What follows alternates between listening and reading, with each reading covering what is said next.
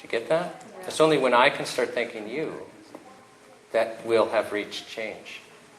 Like literally, until you start becoming a real activist, and it's still until we're thanking you for what you're doing, we're going to continue to be enslaved. Okay? Every time we lose a freedom, we're one step closer to slavery, just by definition. So you need to become active. Gone are the days where you can rely on others. Gone are the days where you can, there's a campaign, you can write a letter and think, oh, but geez, I've been active, I've done something. Well, why don't you write a letter a week? Even if somebody isn't telling you to, for a specific campaign. Why don't you phone at least one MP every week? If you write one letter, why can't you send it off to other MPs? But wouldn't they call that harassment, though? No, that's not harassment. And you know what? They're there for... They're harassing us. They're enslaving us. And are we just going to go quietly in the night? Are we? No! When I told you about Eldon Dahl, that they were attacking him, do you know how he found out he was being attacked? His wife answers the door, and the police with drawn guns come in with Health Canada inspectors. I asked him, well, can you get your family members to write out their experience for me? His daughter learned the police were in the house when she heard her mother begging the police to stop pointing their guns at her. The police were there for 11 hours. The family was a prisoner in their living room. They had to sit there. When they went to the bathroom, the police would escort them there and back. While Health Canada went through their bedroom, everything, looking for evidence to attack them. You might be okay with that, but I'm not. When True Hope was raided, they had assault rifles. I'm not okay with that. We're talking about vitamins and minerals and natural supplements, and we're talking about people that are trying to help other people. And do you understand we're being conditioned? So when they're dragging mothers out of vans to seize raw milk, when they're having a show of force at health food stores and showing up with a van and the police, actually it was a rental truck and the police, we're being conditioned to accept that intrusion. When I started driving, it was unusual to have roadblocks. And I remember older people, they found it offensive, these police roadblocks. Because there was a time we didn't have police roadblocks, unless somebody had gotten murdered and they were trying to catch a suspect that they believed was on a highway or something. But now we expect them, especially at Christmas time and New Year's, we expect them. We don't get upset because we've been conditioned that it's okay for the police to stop everyone to check for compliance. In the States, the TSA with their full body scanners.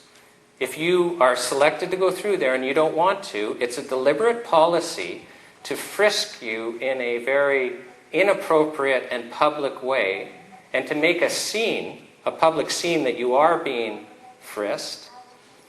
And it's being done deliberately to intimidate everyone else to just go through the scanners when they're asked. And eventually we'll get conditioned. And you see, my kids, it'll be normal to go through the scanners. Or if they don't, it will be normal. They will be conditioned, because it will be their normal to be frisked if they say, no, I'm worried about that. So we're allowing... When's the last time we got more freedom? We cannot allow ourselves to become conditioned to just accept more and more encroachment. So I actually think it's okay to tell your MP, to tell Health Canada, you're hurting us. Why can't we be honest? Why can't we say we're not happy with what's happening? Have we lost our freedom of expression too? Maybe we have. Maybe we have. You need to become active.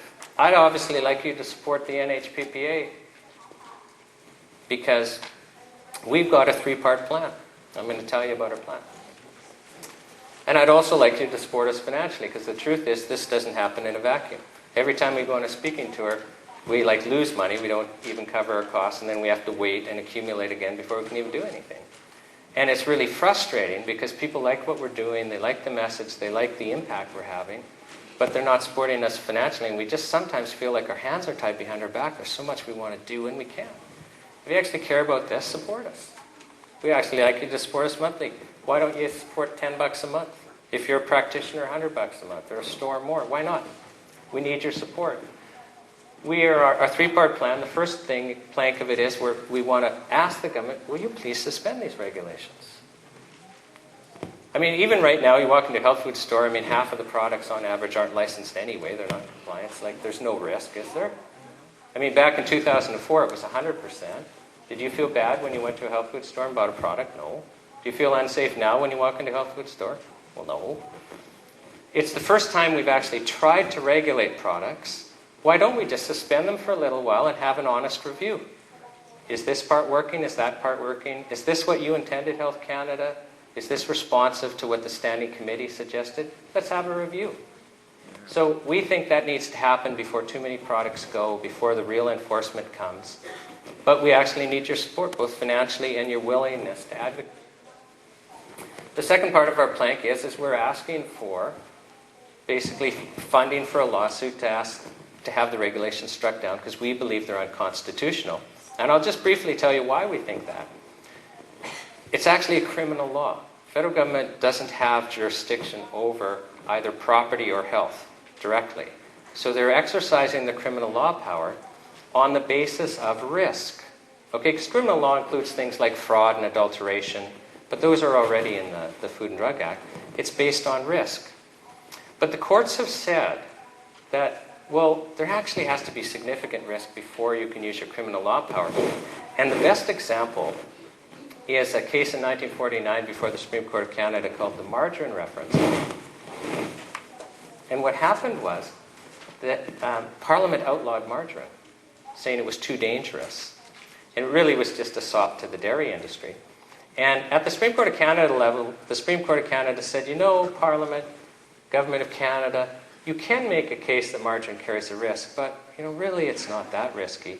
And if we let you use your criminal law power to outlaw things that were like margarine, then what area of provincial jurisdiction couldn't you just walk all over just saying you're exercising your criminal law power? So no, there has to be a substantial risk before you can use your criminal law power. And that principle was reinforced in the marijuana reference, December 2003, Malmo, Levine, and Regina versus Kane, where people were arguing that Parliament didn't have the jurisdiction to outlaw simple possession of marijuana because it didn't carry enough risk. And the court disagreed and said, you're just over that criminal threshold because of youth and other vulnerable groups, okay? So that a principle is alive and well. But under our natural health product regulations, the only products that are legal are those that are safe for over-the-counter use, meaning they are so safe that any idiot can go without any advice, pick it off the shelf and just follow the directions and never, ever have a problem. So literally they have to be as safe as margarine. Okay? So really, by the way the regulations are drafted, in my opinion, every time Health Canada issues a license, they're declaring, oh, we don't have jurisdiction over that product because it's not risky enough. So we want actually, okay, you're destroying us with these regulations. Let's go to court. Let's see if you're right. And the third part of our platform is the Charter of Health Freedom. And the Charter of Health Freedom came about because groups all across the country, there were a couple of conferences held, we got together and asked the question, how do we stop this? Like, we're always just reacting to things, but how do we actually create a legal environment where we can have access to treatments that we need, but at the same time, if there is a risk, the government has the tools necessary to, act. And we realized, first of all, we need a law. We don't need a regulation, we actually need a statute. So the charter is drafted like a statute, word for word, letter for letter. We don't want any changes. Adopt this. Because last time we had a consumer rebellion, everyone said, yes, we want increased access. Government said, you want increased access. And then Health Canada went and drafted the regulations. Well, that didn't work. So we actually need people to say, no, here's the law we want. And then we looked at court decisions. Like when their lives depend on a product and Health Canada says you can't have it, whether it's natural or whether it's chemical, courts always say, well, we don't care that it's not licensed.